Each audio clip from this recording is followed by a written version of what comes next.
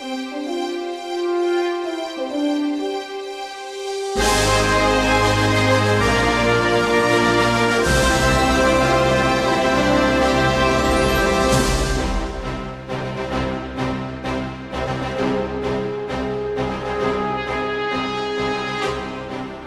there, and welcome to the Time Machine with Trish and Mike. I'm Mike. And I'm Trish. And we're glad you're with us once again. Excellent job, Trish. The timing was par excellence. You were spot on. Thank you. Yes, lovely. It's like a microwave timer going off. I don't know. Whatever. How are you doing? I am good. It's hard to believe it's just about Halloween now. Yes, a couple more days. Yeah. I want candy. I also would like candy. I'm already planning out the family party that we're going to have. We have Julia's birthday party just before in like 2 days. So I have to get ready for that as well. And of course, the kiddos have changed their mind a few times on their Halloween costumes. So I've been busy organizing that. Well, it sounds like you're going to have quite a busy weekend. I know. Why do I do this to myself? You just do. So have the girls finally decided yet, or are they still kind of up in the air? So Adriana's decided she wants to be a wizard from Harry Potter. So we've been collecting things. And then Julia changed her mind from an angel to a demon to now a half angel, half demon, but she can't wear it to school because it would be quote unquote inappropriate, she told me. So now we have to come up with something for school, which she hasn't quite settled on. So I'm thinking it might just be unicorn pajama onesie. Okay. Well, Yeah. I was going to joke before you said the second thing after she said angel. I'm like, oh, what? The devil's going to be her second choice. And then sure enough, you're like, Sure. A demon. I'm like, okay. Yeah. And her whole response was, you are really good at costumes, Mummy. So you can help me, like, make me half and half. And I'm like, I'm not good with makeup. Well, I mean, she's not wrong. You're good at costumes. So no pressure. We'll see. Yeah, no pressure. Now it's just got to be epic, right? All right. Well, I guess we'll find out in a couple of days. That's right. When I start posting stuff. You're busy. You're getting ready for fun. Yeah. Well, Halloween is, I don't know that I don't know that I'm going to complete a sentence today. I don't know anything specific that I'm going to be doing this weekend, but I did have the convention last weekend. So that was fun. And had my new Michael Myers cosplay. That was kind of fun. Something a little different. You should just wear it for when the trick-or-treaters come. Do you get a lot of trick-or-treaters? It can depend. Like a few years ago, we would used to get a lot. But as like the kids in the neighborhood have grown up, they've kind of grown out of the trick-or-treating thing. So there's just not many kids around right now. And so until there's like a new cycle of kids to come around trick-or-treating, I don't know. I mean, obviously last year with COVID, there really wasn't many, but even prior to that, in the last couple of years, it had been, in a bit of a decline. So I don't know. I will have to follow up with you and let you know how that went. It definitely feels like there has been a decline in trick-or-treating. Yeah. And I think, and I don't know if we've talked about this on the show or if we've just in general conversation, but it seems like because there's more events like trunk or treat or events at a mall. I mean, some of this is obviously pre-COVID, or community festivals or something. There's just different things, and there's just not as many, kids just don't have as much time to go around and do things because they're doing other things. Activities. Yeah. And I wonder too, like, I don't know my neighbors super well here. Like growing up, I knew them.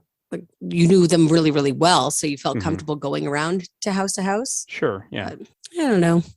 Still fun, but I do like the whole, like I said in the past, like to make nice, fun, kid-friendly meals like mummy hot dogs or, something kind of semi-gross with mac and cheese or something like that. And then we watch a fun movie. And then once the kids go to bed, I kind of, eat chocolate by my lonesome and watch something more grown up. Well, here we go again, talking about food. I know. It's just the nature of the beast when we record at this time of day. So mummy hot dogs, I'm guessing you just take like dough of some kind of like biscuit dough or something and wrap like around the Pillsbury hot dog. dough. Yeah. Or Okay. you can like slice the hot dogs so they look like octopuses or spiders and then wrap dough around to make the body. Just get creative. Yeah, I figured that's what you meant by that. But I didn't know if there was like some fancy Canadian way of doing things or whatever, So, No. are corn dogs a thing up in Canada? Yeah, I mean, you can buy them. You can get them at festivals and things like that, but Okay, it's not. yeah, I don't think it's like a huge thing. My kids don't like them, so I never buy them. I gotcha. Okay, Yeah. I just didn't know if that was more like a Southern food kind of a thing, or if Or what? Well, no, or if like Canadians ate corn dogs as well, I thought you were going to ask about candy corn, which is gross. I'm not a fan of the candy corn. What? Yeah. It's one of those candies that's very polarizing. Y'all can't see me, but I am just shaking my head right now. He's like not even looking at me. I seriously, I'm not. Like I in this show, this is the final episode. We're done. You said that about the pumpkin spice. Well, I mean it about the candy corn, damn it. I mean, come on. You don't like candy. I mean, it's more for me, but you can have all of it. It's just like it's funny you think of the different trends growing up. Like I don't know if this was a thing down in Florida when you were growing up collecting candy, but like people would literally just give you loose like peanuts in the shell. Like they were in the shell and they put the shells in your bag and you just have and I would give them, my dad would pick them out and he would eat them. Yeah, I don't remember ever getting that. So no, that must have been just a thing up there. But we would get I don't ever really remember getting loose candy. No, I don't think so. No. When we used to get some houses would give out Bibles. If I did, I didn't eat it. You would get Bibles? Yeah, like those little mini ones like from a little like the Gideons. New Testament or something. Yeah. I don't think I ever got one of those either. I'm trying to think if I've ever gotten anything weird from trick or treating. I mean, like I've occasionally gotten maybe like those cheap little spider rings. Oh yeah, or something like that, or whatever. But I mean, I'm not remembering anything specifically weird. Well, I always try to have like a non-candy option, like because when we do take our kids out, we just leave the bowl of candy on our doorstep with a sign. Sure. And I have one bowl of candy and one bowl of like non-candy items for anyone that might have food allergies. But like when you were a kid growing up, no one cared. It was just like, oh, if you got a food allergy thing, you just gave it to another sibling or your parents. Yeah, exactly. The candy tax that, that's what I get for walking your kids around all night. Yeah. Yeah, I'm like a mix of, chocolate and non-chocolate Halloween candies.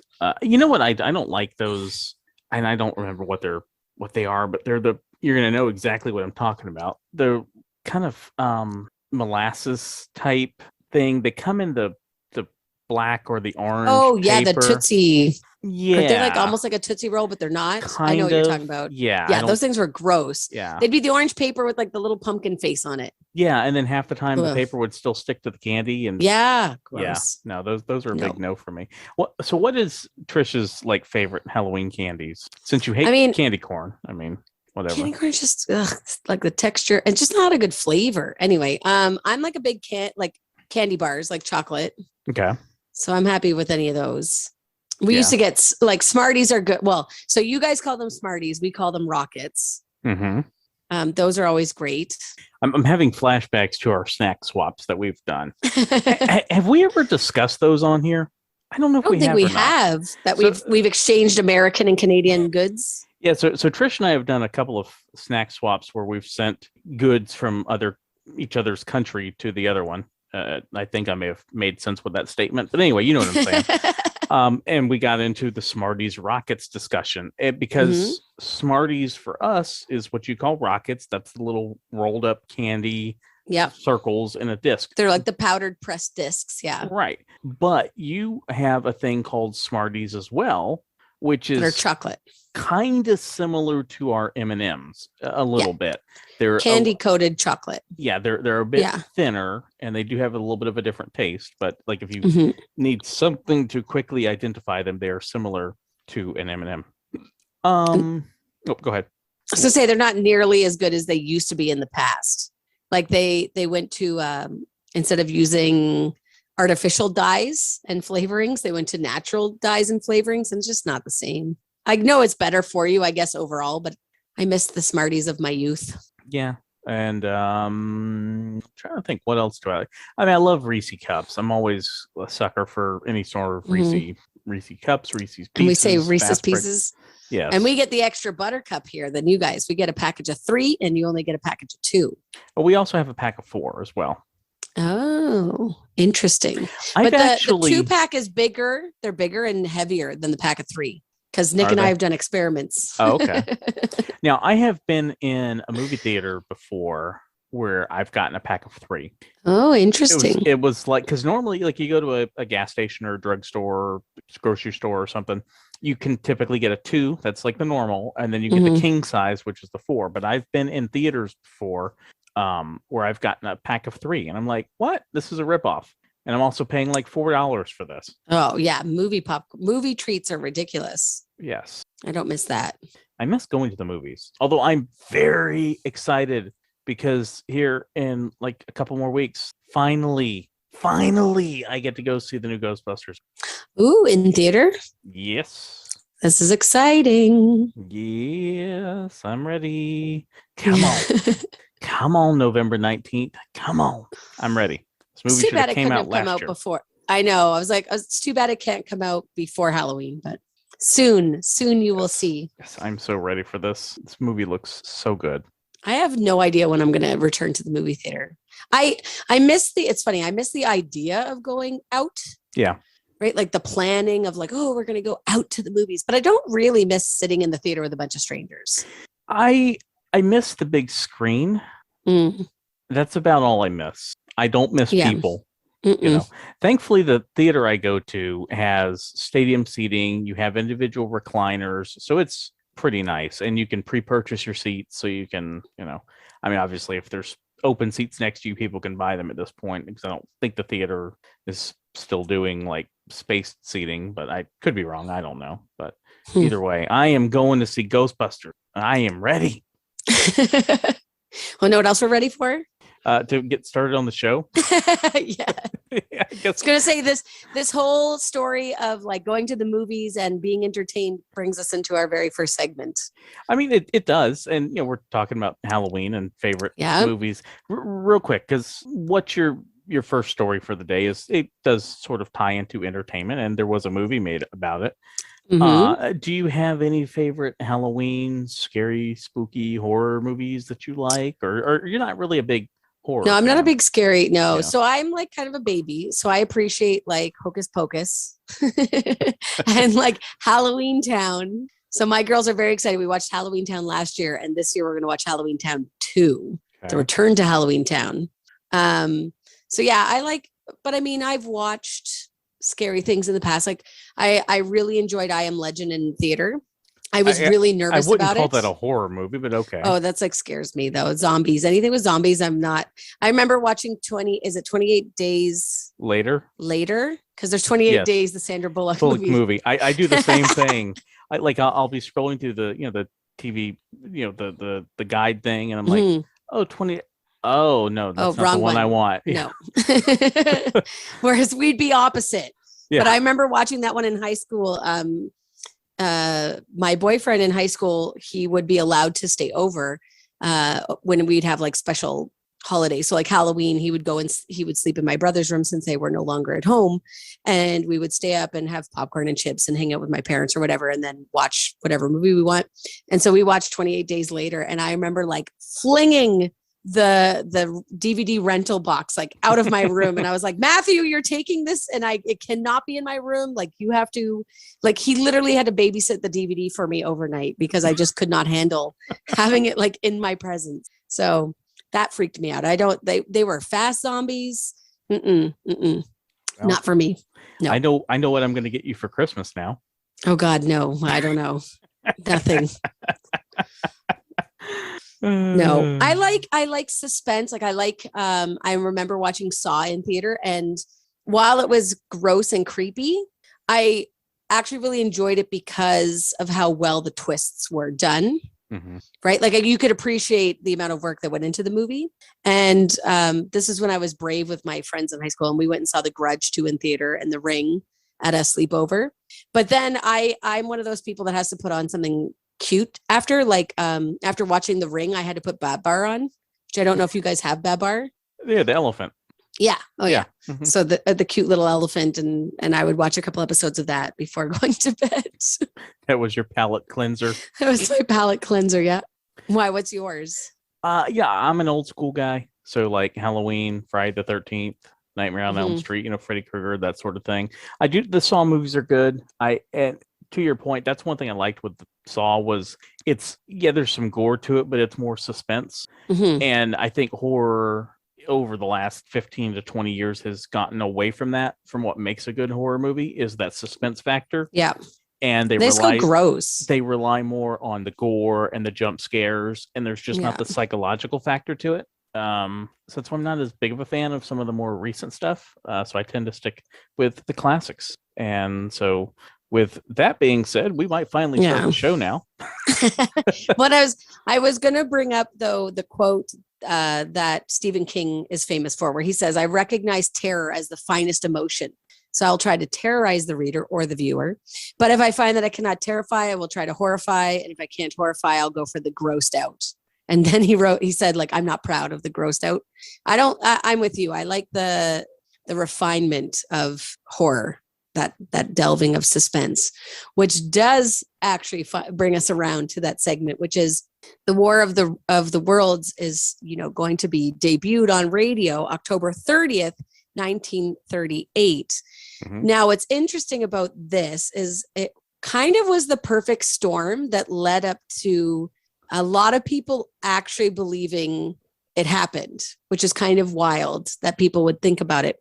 But on October 31st, Halloween, 1938, Orson Welles wakes up to find himself one of the most talked about men in America. The night before, he and his Mercury Theater had been on air, and they performed the radio adaptation of H.G. Wells' The War of the Worlds, which was a novel that had been out for 40 years already. And he took the novel and they wrote it into like fake news bulletins that basically described a live event as it was unfolding in real time. And people freaked out. They thought this invasion of New Jersey was actually happening. Because of the news aspect of it. Because of the news aspect that they had transitioned. Yeah. So like people were calling the cops, they were calling the newspapers. Like there was mass hysteria, I guess, on the East Coast. And then it got released into the papers. And this 23-year-old Wells wakes up to face the press. And the actual press, not the fake press that he was seeing the night before. Yeah. And he gets up and he's just like, if I wanted to ruin my career, I think I could have found a better way of doing it than this fake news broadcast. But the real mystery is, did he actually mean to freak people out on purpose or not? Like there's questionable debate about whether he knew what he was doing. So the mystery of it is kind of interesting. So he decides to do this radio adaptation, and he didn't really have a book in mind when he came to his theater group, right? They had just started. The Mercury Theater had only been really on the air for CBS for 17 weeks. And it was just a low budget program without a sponsor. And he wanted to do this adaptation, but have it like be the news broadcast and have a new way of presenting the story. Which adds realism to this story, so this is, at a time where people really aren't quite sure. There's no Google, there's no Twitter. Are aliens really a thing? Are they not? It's this, kind of unknown thing that people are not sure about, and it can certainly frighten you. And we've talked about in previous episodes about the aspect of how television allows you to kind of see, right? The facial expressions or whatever of people. So you don't have that with radio. You're limited in your senses. And they decided on this novel. And so the producer and the writer and Wells they decided on Wells' novel. And it was kind of interesting because the original story deals with a Martian invasion of Great Britain around the 20th century. And the invaders easily defeat the British Army with their advanced weapons. Of course, they end up dying from disease because they have no natural immunity. And it was supposed to be a satirical look at British colonization, right? That people would kind of understand as they read it. What ended up happening is in 1877, an Italian astronomer, Giovanni, I'm going to butcher this. I'm so sorry, any of our Italian listeners or Americans of Italian descent, Giovanni Schiaparelli. And he observed these dark lines on the Martian surface with his telescope, and he named them canali, which translates to canals. Then we have a wealthy self-taught astronomer, Percival Lowell. He popularized this misconception that there was actually man-made canals because the word got translated funky, that there was this real. So for a while, people actually thought there was man-made canals on the Martian surface. Mm-hmm. Taken out of context, by the time 40 years later, after this novel's out, like people have understood that the Martians aren't real. We don't have the whole UFO scandal of the 40s and 50s, right, in Roswell, New Mexico. So people have kind of moved out of that. And the writer that they end up getting to start the process of translating the novel into these radio news bits, Howard Koch, he's like bored to tears by it. He thinks it's terrible. And he's like, it's outdated. No one's going to get it. Like, science fiction in the 1930s was largely for children, and alien invaders were like from magazines. And, the idea that intelligent Martians actually existed had been discredited. So he's just like, this is really silly and dumb and no one's really going to get it. Anyway, there's miscommunication between him and, the actors. And then, of course, Orson Welles himself. And so they go for rewrites. Wells shows up. He's been busy with another play, so he hasn't been actively involved in the writing of it. So it's kind of chaotic. Mm-hmm. He finally shows up, though, on the day that they're going to live present the script. And he makes a whole bunch of suggestions and changes. And it's gone through rewrites. And they basically had the story where it was going to tell it over a couple of days.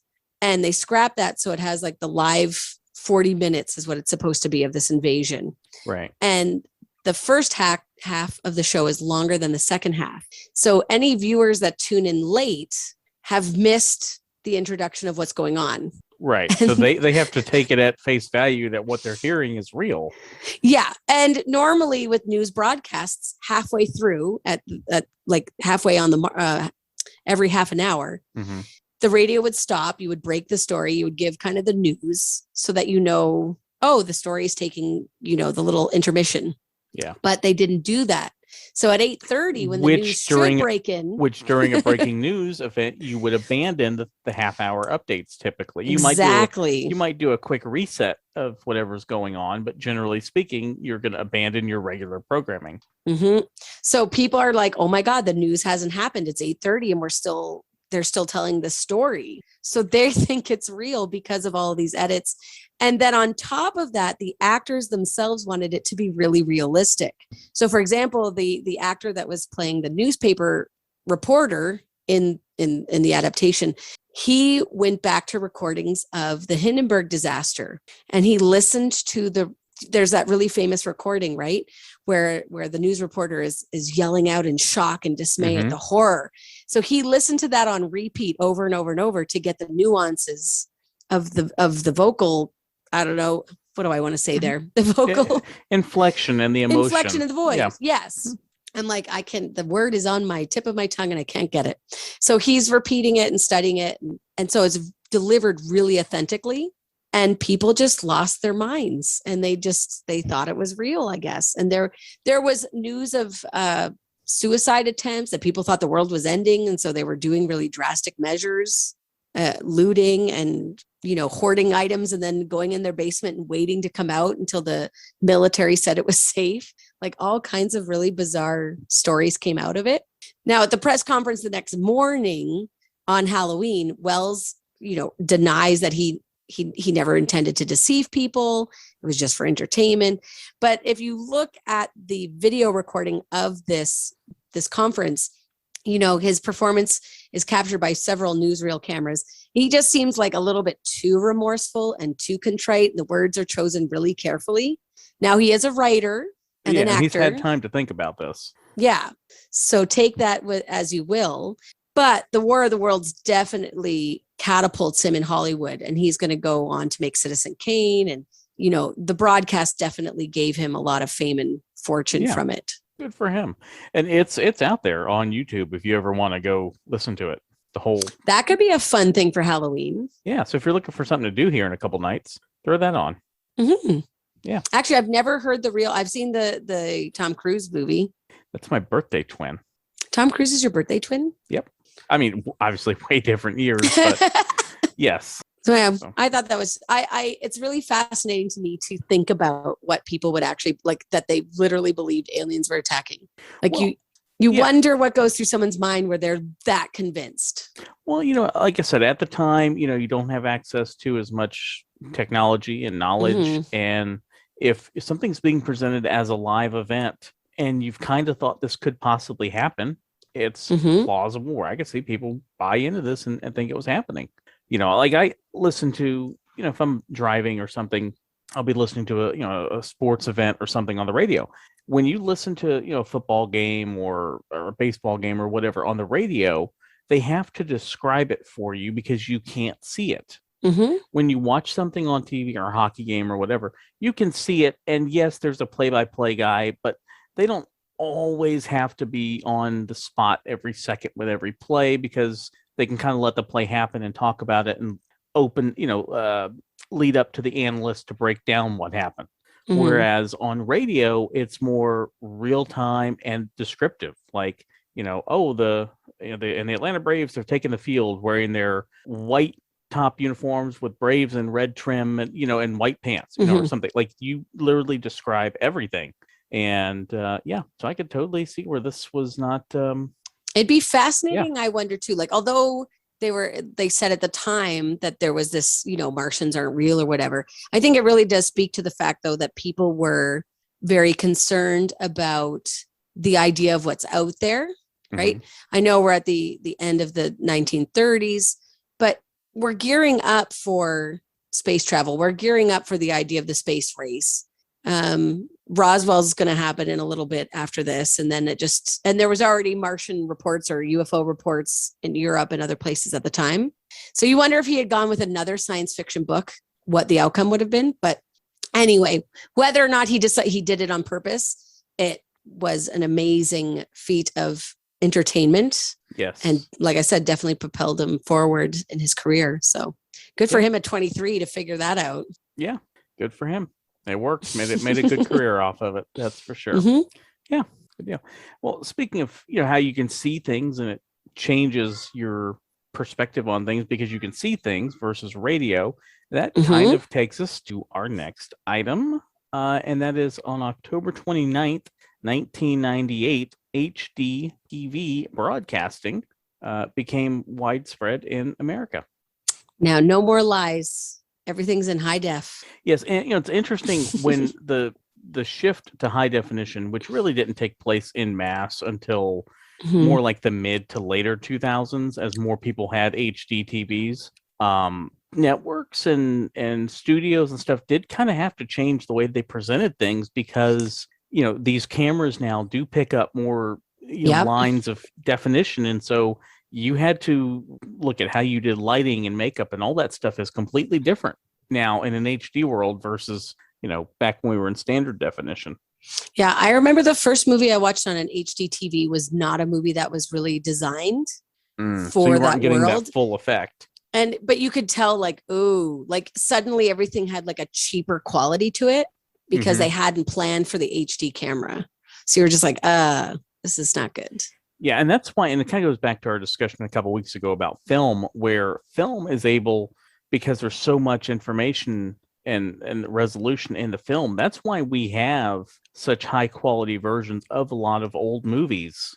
Mm-hmm. Like you look at movies from the 70s, and it's kind of hit or miss with the quality, but some of them still look very good now in HD or on Blu-ray because there's, the information in the frame to make mm-hmm. a high quality image out of. Now you go back and look at a TV show from the 80s, not much because they were made on tape. They weren't made on film, and there's a difference in quality and that sort of thing. We don't have time to get into that, but so HD TV broadcasting began. Mostly it was like theaters or science centers, that sort of mm-hmm. type places were able to receive the transmission, which was of John Glenn's return to space on the Space Shuttle Discovery. That's cool. Yeah. That's a fun one. Yeah. So 77-year-old John Glenn, who was formerly an astronaut and at the time was a senator from Ohio, returned to space at the age of 77. Didn't you say you watched that one? You watched that Mhm. launch? Yes. Yeah. So I was in high school, and I was actually in journalism class at the time, like that time of day when they were doing the launch. And we convinced our teacher. We didn't have to convince her too hard, but we're like, hey, this is a historical event. We're in journalism class. We should go outside and watch this. And she's like, y'all are right. Let's do it. So Meanwhile, she's like, sweet, no lesson planning for me. Yeah, right. So we all went outside and watched it, because this is the thing. I think we've discussed this before, but when the shuttles launch over at Kennedy Space Center, you can see them from 50, 60, 70 miles away. That'd be so cool. I mean, obviously, like you can't see them immediately when they launch. They've got to get up in the atmosphere a little bit, but once they're up to a certain point, you can see them and you can watch them for minutes. I mean, I've sent you clips and pictures and videos from my house of like SpaceX launches, which is so cool. Yeah, so it's pretty cool to see them. And then of course to hear them land is something else as well. But so this is somewhat relevant in the news because recently John Glenn's record was broken as being the oldest person in space by like a lot. Yes, right, like he was 78. John Glenn was 77. Okay. And then William Shatner, of course, went up a couple weeks ago, back on October 13th. Yeah. Into space. 90. He was 90. Yes. I'd be so worried. Like, that's a lot of G-force. I was so sure something was going to happen. Yeah, he'd kind of said afterwards, he's like, that was the only thing I was really concerned about, was because once that rocket takes fires and you get that thrust, he's like, oh boy. Yeah, like that's it. Like you're not in control anymore. Like you're feeling your face pulling back on itself because the G's and everything. But he had a great time. I mean, I watched him I watched the whole thing, but when he came out of the capsule, he's standing there talking to Jeff Bezos, and it was just incredible. He was just, his mind was blown. Although Glenn still is technically the oldest person to reach Earth orbit, because that's the thing with Blue Origin. They really. Didn't they change the rules on what constitutes being like an astronaut? Is you have to be in the orbit of the Earth, as well as you have to be partaking in a experiment of some sort? See, I don't know. It's like all these space tourism things now that we have, like this Blue Origin. I mean, is William Shatner an astronaut? I mean, technically, I would say. I mean, come on, you went up in a rocket and you were floating around because there was a lack of gravitational pull. That sounds like astronaut stuff. Technically, you probably are, but are you really? I don't know. I think you're a space tourist or a citizen. Oh, so should we come up? Okay, so can we? I think that they should still get like astronaut, but it can't be like the same significant or designation of like an astronaut. You know what I mean? So can they have like astro tourist? Yeah, or like you're an honorary astronaut or something, maybe. Yeah. I don't know. So we don't want to take away the tons of training and specialization that goes into being an astronaut. Right. And I'm not talking negatively against someone like Krista McAuliffe, who was the teacher that went in space. She went through space. She did all the training and the whole deal. Yeah. Whereas as this hobby, or whatever we're going to call it, continues to grow, of space tourism, I mean, these people are not going to be going through as much. They're going to go through a basic physical exam, and there's going to be some training involved, I guess, but nothing to the extent that professional athlete or professional professional astronauts. That's what I'm trying to say. Maybe we call them amateur astronauts. I don't know.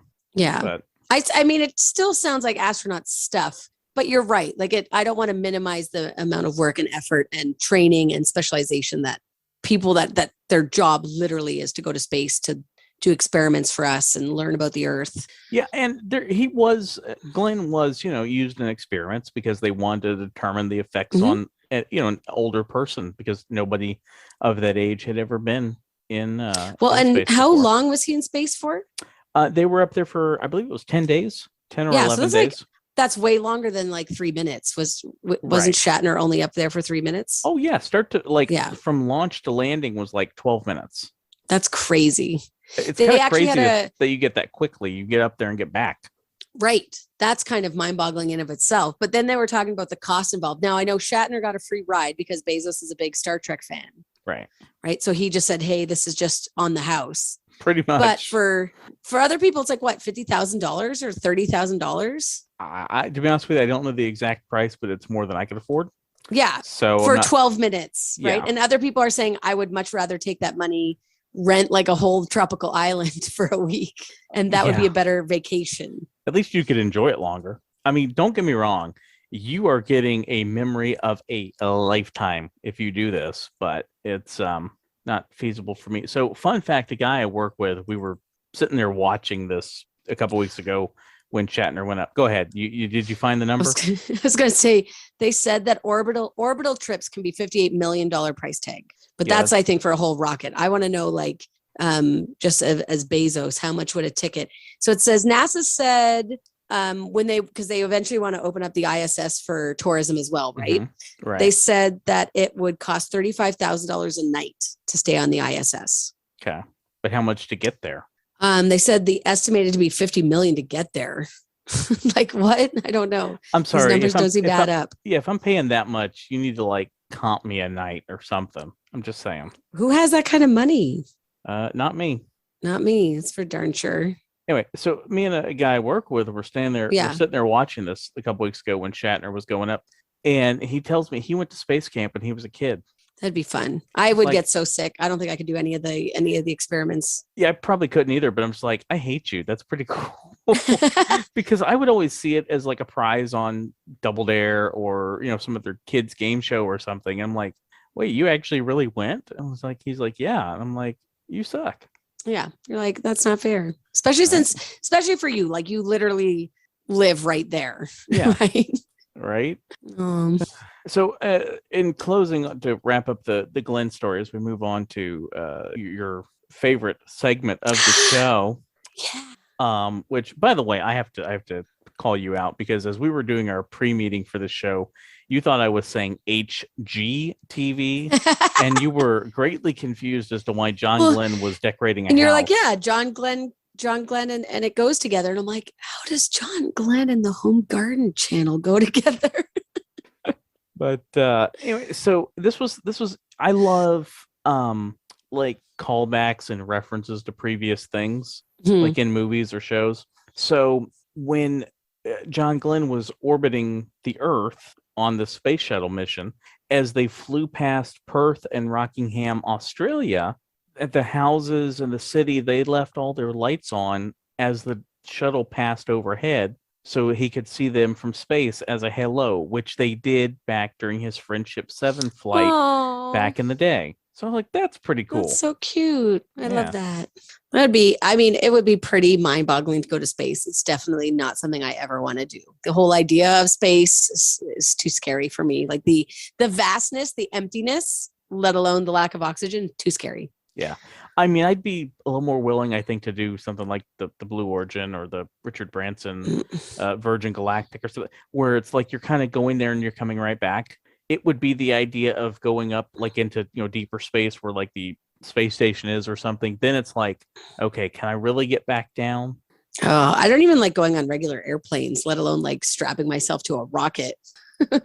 Yeah. I mean, then there's the whole, the rocket could blow up part, which would not be good. Oh, that whole idea is just very like, but I mean, what a way to go. Yeah. Right. Well, it depends. I mean, are you on your way up or are you on your way back? Because if you're on your way up, you don't get if you're on your way up. It's like, we've talked about Challenger and Columbia before, but like Challenger never got to go to space. At least the Columbia crew did, so it's. But Columbia knew there was something wrong on the way back. True, but they didn't realize, I don't think, for at least a little while, how severe it was. Okay. I mean, there were people here that knew that this could happen potentially on reentry because they had seen the tiles falling off. Yeah. But again, so they might have known, but they didn't share that. I don't think necessarily. Like, why are you going to worry people if there's nothing you can do? You can't control it. You can't change it. I wouldn't want to know. Right. No, I would agree. But I think they did know that there was an issue going on because they, whereas even with Challenger, it's like they knew something happened, and I think they survived for a little while. They did. Yeah. So it's, Yeah. Let's There's just move estimates on. between so much. But yeah, no, just not something I want to do. All the and we've talked about even explorers that went around the world by sea, or like explorers that go to space. Like, it's a different breed of people. Oh yeah, for sure. Right? Especially to be some of the first to do these things. Oh, now it's like, okay, at least it's been done. It's still dangerous, but it's a little safer, But we'll move on to something you do like, and that is 2 Minute Tutor Time with Trish. You did such a good job at the song, Mike. Thank you. At least I remembered this week what the tune was. That's a start. Sleeves. Just like it takes all kinds of people. King Henry VIII was definitely a unique breed of person. Oh, he was. Another October 30th date, but this time 1534. The Act of Supremacy is going to be passed by English Parliament, which is going to declare King Henry VIII the head of the newly minted Church of England, right? We've talked lots of times about how Henry desperately wanted this son, and, he wanted to get rid of Catherine, his first wife, so that he could have a child with his mistress, Anne Boleyn. He put his best guys on it: Cardinal Wolsey, Thomas Cromwell, Thomas Cramer. Unfortunately, Pope Clement basically feared Queen Catherine's powerful nephew, who is the Holy Roman Emperor. So he just didn't want to do anything, and he kept delaying it. Finally, by the fall of 1534, Anne Boleyn was Queen Anne. Henry and her had a daughter named Princess Elizabeth, right, which we all know is Princess Elizabeth I. And Henry's tired of being jerked around by the Pope, so he just calls for a reformation of the church. Reformation. I can't talk today. Reformation. Today is the day of not talking properly. And he just reforms the church, makes the Church of England, puts himself at the head, and it was like, done. So that's the date that it goes into the powers that be. He breaks from the Catholic Church and declares that he is, quote unquote, the only supreme head on earth of the Church of England, and that the monarchy still possessed all the honors, dignities, jurisdictions, privileges, authorities, immunities, profits, and commodities to that title. So he's like, I'm now the Pope, and I'm going to take all of the things that the Pope could normally get, which made him very, very wealthy, because he could then ransack all of the churches around him, right? And take whatever profits he wanted and grant himself a divorce, which is what he did. And that was all on October 30th. Yep. Yay. We had a lot. Yes. And you did that in less than 2 minutes. So good for you. Yay. Sometimes I feel I just ramble too much. I'm like, I can't tell how much time's gone by. You ramble? Never. Always. Well, it's a weakness I recognize. At least you know it. I mean, that helps. It's bad when people don't have the self-awareness to know their faults, I just get too excited. There's so much to share, so much knowledge to just discuss. Yes, there is. And we will have more knowledge to discuss and share with you next week. But for now, you get to ramble again. Yay! If you have any questions, concerns, queries, or freakouts, you can reach us at The Time Machine with Trish and Mike on Instagram, The Time Machine with Trish and Mike at gmail.com. You can throw that into the Google machine and find us at YouTube. And if you go to Anchor, you can leave us an audio message. You could create your own Orson Welles radio soundbite for us. Yes, do all that. And we got to go because the aliens are invading right now, and we need to go cover this. So we'll see you next week right here on The Time Machine, unless the aliens get us. Happy Halloween!